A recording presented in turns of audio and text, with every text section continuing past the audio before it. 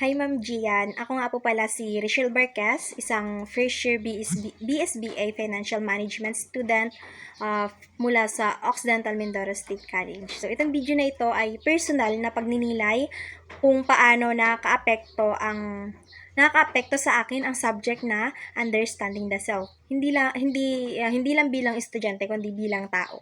Sa klase naming ito, mas lalo kong nakilala yung sarili ko. Yung mga bagay na dating hindi ko pinapansin, ngayon ay unti-unti ko nang natutuklasan.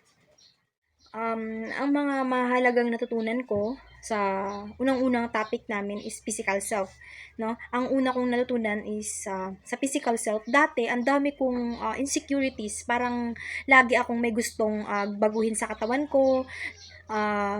Kasi lagi kong kinukumpara yung sarili ko sa iba, lalo na sa social media. Pero dahil sa understanding the self, natutunan ko na ang self-care ay hindi tungkol sa pagiging presentable, no? Ang tunay na alaga sa sarili ay yung may respeto ka sa katawan mo.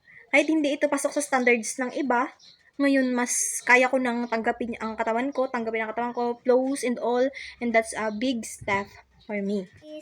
Next is social self, no? Na-realize ko na kung gaano kalaki ang epekto ng mga tao na nakapaligid sa akin. Ang pamilya ko, ang mga kaibigan ko, at ang community. Lahat sila ay may ambag kung paano ko nakikita ang sarili ko. Lahat sila may ambag kung paano ko nakikita yung sarili ko. Yung looking glass self, ang tumatak sa akin. Na minsan, hinuhulaan lang natin kung paano tayo tingnan ng iba. Tapos ginagawang basihan ng ang self-worth natin. Pero ngayon, mas pinipili ko ng makinig sa sarili ko kaysa sa expectations ng ibang tao. Sa digital self naman, na diniscuss ni ma'am, natutunan ko, siguro nowadays, halos lahat ng online, dati, I used to post para lang magmukhang masaya, maganda, or in. Pero understanding the self helped me realize na my online self should still reflect my real self. Hindi ko na kailangang i-fake ang identity ko online. Our digital presence can affect how we feel about ourselves in real life, no? Kaya mas naging mindful ako sa mga content na nilalagay ko and how I engage online. Sa the spiritual self naman, this one really made me pause and reflect. I realized that I had a values and belief that I was not always aware. For example, I value honesty and kindness, but minsan, nakakalimutan ko yan sa araw-araw. So understanding myself helped me slow down and reconnect with my belief. I also thought about my purpose. I don't have all the answer yet, but pero mas naging clear sa akin na life isn't just about achievements. It's about meaning, about doing things with purpose, even small things. Understanding the self was not just another subject for me. So it became personal. So at first, I thought it was going to be all theories and lecturers. But as week passed, na-realize ko na bawat topic may katumbas na totoong buhay.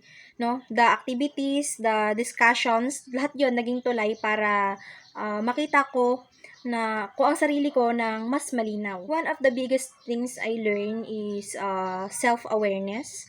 Na minsan kasi we think we already know ourselves. Pero when I started reflecting deeply, napansin ko may mga parts ako na hindi ko pala fully naiintindihan.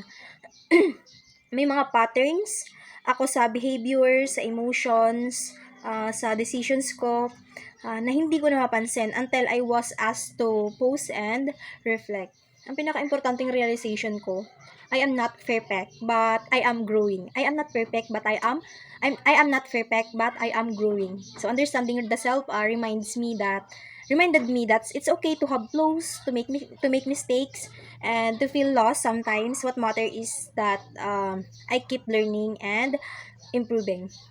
And I also realized na may power pala ang knowing yourself. No? When you know your strength, you can use them better. When you know your weaknesses, you can work on them or seek help.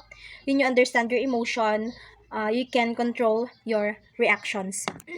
One lesson I'll carry forward is this self-understanding is a journey, So, not destination. Hindi ito nagtatapos sa isang sem or sa isang taon. It's a continuous process na araw-araw natututo ka, nasaktan ka, pero dahan-dahang lumalalim ang pag-iintindi mo sa sarili mo. Understanding the self help me see the value of being true to who I am. Kahit hindi perfect, kahit minsan mahirap. And because of that, I feel more confident, more grounded, and more ready to face the challenges of life. This journey from being unsure of who I am to slowly understanding and accepting myself is something I always be thankful for. Understanding the self gave me the tools to reflect, to ask deeper questions, and to appreciate every part of me. Hindi ito naging madali. There were moments of discomfort, realization that were hard to accept, but all of them led me closer to becoming who I really am. From the physical, social, digital, and spiritual self, I saw how all these aspects are connected. Each one plays a part in building my identity, and now I carry a stronger sense of self with more awareness and more compassion. So, as I move forward in college, in life, in my future career, I will remember this subject not just a requirement, but a life lesson. Thank you, understanding the self, for helping me grow, and thank you for Mom Gian, and thank you for watching my reflection video.